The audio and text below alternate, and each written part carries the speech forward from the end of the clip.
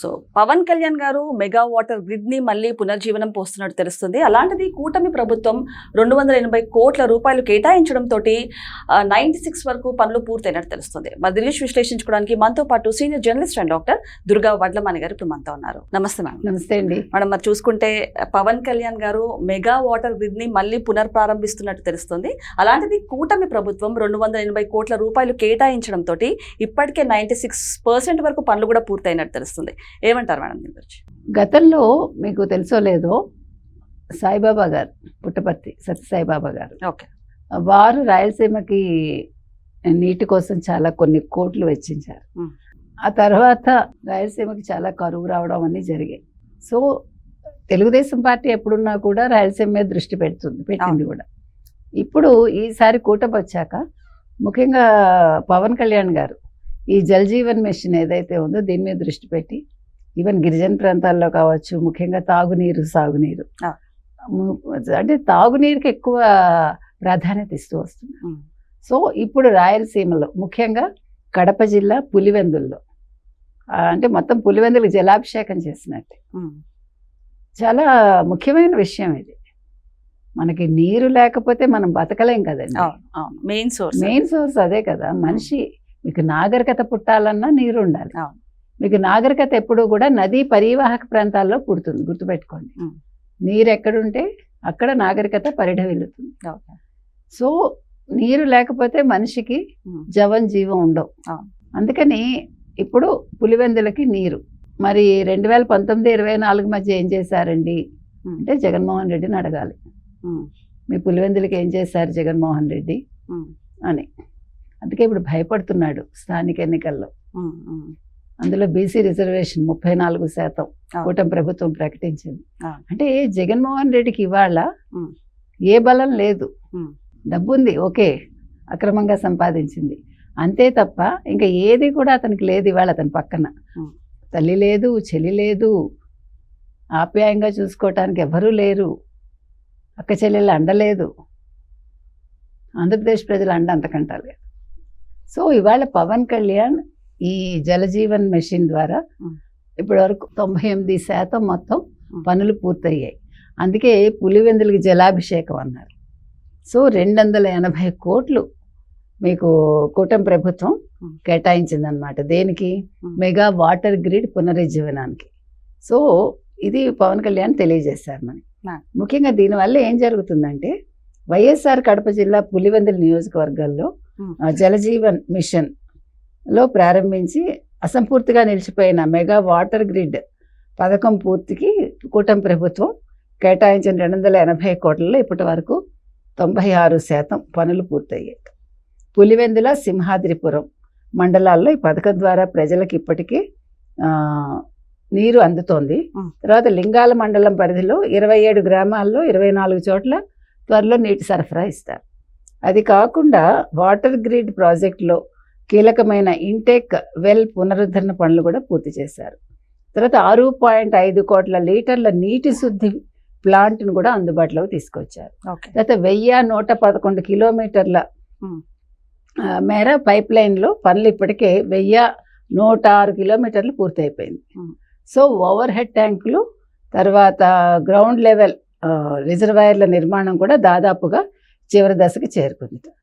So JJM కింద కేంద్ర ప్రభుత్వం నిధులు కేటాయించినా కూడా గత ప్రభుత్వం మనం ఇందాక అనుకున్నది పులివెందుల నియోజకవర్గంలో 7 మండలాల పరిధిలోని లక్షల మంది ప్రజల దాహార్తిని తీర్చే 680 కోట్ల మెగా వాటర్ గ్రిడ్ పథకం పూర్తిపై శ్రద్ధ చూపించలేదు. సో చేపట్టిన పనుల్లో కూడా నాణ్యత లోపించింది. సో దానికోసమని ఇప్పుడు రాజకీయాలకు అతీతంగా పవన్ కళ్యాణ్ ఈ వాటర్ గ్రిడ్ పథకాన్ని పూర్తి చేస్తున్నారు. అంటే ఇది మనం ప్రత్యేకంగా మాట్లాడుకోవాల్సిన అంశం. ఇక్కడ పవన్ కళ్యాణ కూటమా అని కాకుండా ప్రజలకి నీరు అందించడం అనేది ఇది కనీస సౌకర్యాల కిందకు వస్తుంది. మనిషికి నీరు, తర్వాత ఇల్లు, అదే కూడు గుడ్డ అని చెప్తారు కదా, ఇవన్నీ బేసిక్ ఎమ్యూనిటీస్ కిందకు వస్తాయి. అవి ఇవ్వాల్సిన బాధ్యత ప్రభుత్వం. అందుకే సాధారణంగా ఇప్పుడు చూడండి, సపోజ్ మీరు ఒక ఇల్లు అద్దెకి ఇస్తారు అనుకుందాం. ఇల్లు అద్దెకి ఇచ్చినప్పుడు వాళ్ళు రెంట్ కట్టలేదు ఒక 2 నెలలు అనుకుందాం. ఓకే. అప్పుడు మీరు బేసిక్ కమ్యూనిటీస్ ఆపకూడదు. అవును. నీళ్లు కట్ చేయడం, కరెంట్ కట్ కరెక్ట్ చేయడం. చేయడం. అవును. ఎందుకంటే అది మనిషికి కావాల్సిన కనీస అవసరాలు అన్నమాట. ఉమ్. సో 680 కోట్లు మేర నీకు కేంద్ర ప్రభుత్వం ఇస్తూ ఉంటే నువ్వు 5 ఏళ్లలో పూర్తి చేయలేదంటే ఉమ్. ఈ ప్రభుత్వం వచ్చి 2 సంవత్సరాలు దాటింది అంతే. ఆ. They are completing the works. అంటే మేడం మీరు అన్నట్టు 2022, 2023, 2024 ఎన్నికల ముందు జగన్మోహన్ రెడ్డికి ఇలాంటి ఆపర్చునిటీస్ ఎన్నో వచ్చాయని చెప్పొచ్చు.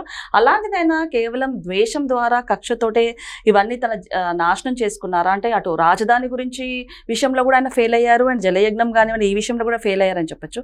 ఏమంటారు మేడం దీని గురించి? ఆయన ఎవరు ఇప్పుడు కూడా ఆయన ఏమంటున్నాడు, 2.0 2029 నేనే ముఖ్యమంత్రి, రప్పా రప్పా నరికేస్తా అంటున్నాడు. అంతే తప్ప ఇవన్నీ కాదు, నాకు ఈ కూటమితో నాకేమీ అవసరం లేదు, కూటమి ఏమైనా చేసుకొనివ్వండి, ఎన్ని ఇబ్బందులైనా పెట్టనివ్వండి, నేను ప్రజల కోసం వస్తాను అని అంటున్నాడా? మీకు నేను వచ్చి చేస్తాను అని అన్నాడా?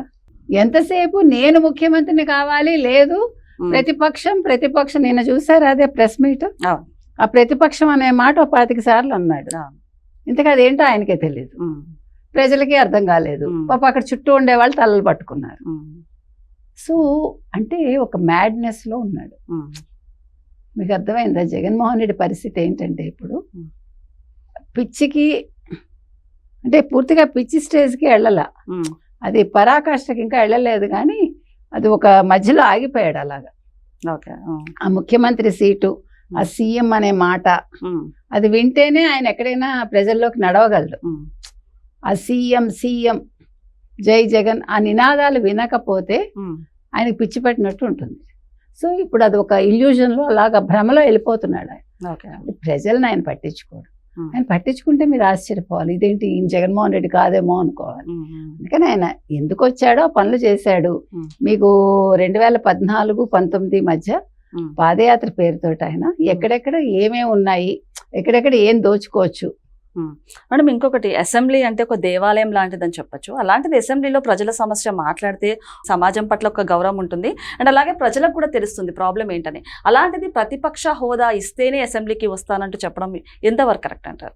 భలే వాళ్ళే మీరు, మీకు అదే చెప్తున్నాను నేను. ఇప్పుడు పూర్తిగా మీరు ఒక అవగాహన ఉండే రాజకీయ నాయకుడైతే మీకు చెప్పి ఒప్పించవచ్చు. ఆయనకి అర్థం కాదు కదా, ఇప్పుడు ఆయనకు తెలియదు, చెప్తే అర్థం కాదు. అందుకని ఆయన అక్కడే ఆగిపోయాడు అనేది. అందుకే నేను ప్రతిపక్ష నేత హోదాలో నేను ప్రతిపక్ష నేతగా కూర్చోవాలి, నా కేబినెట్ హోదా ఉండాలి అంటే నేను రాలేను, నేను మాట్లాడలేను అని చెప్తున్నాడు. ఆయనకి భయం అక్కడ. అయ్యన్న పాత్రుడిని చూస్తే, రఘురామకృష్ణరాజుని చూస్తే, చంద్రబాబు నాయుడుని చూస్తే, లోకేష్ని చూస్తే, పవన్ కళ్యాణ్ చూస్తే మాట్లాడలేడు, మామూలుగానే మాట్లాడలేడు. మీకు అర్థమైందా? స్క్రిప్ట్ లేకుండా. కానీ ఆయన అలాగే ఉంటాడు.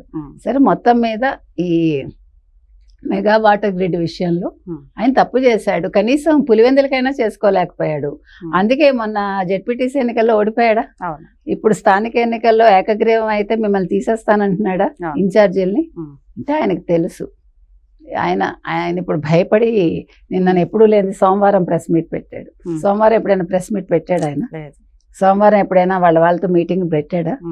సో భయంతో వచ్చి వాళ్ళతోటి రిజర్వేషన్స్ గురించి, అంటే బీసీ రిజర్వేషన్ గురించి మాట్లాడారు.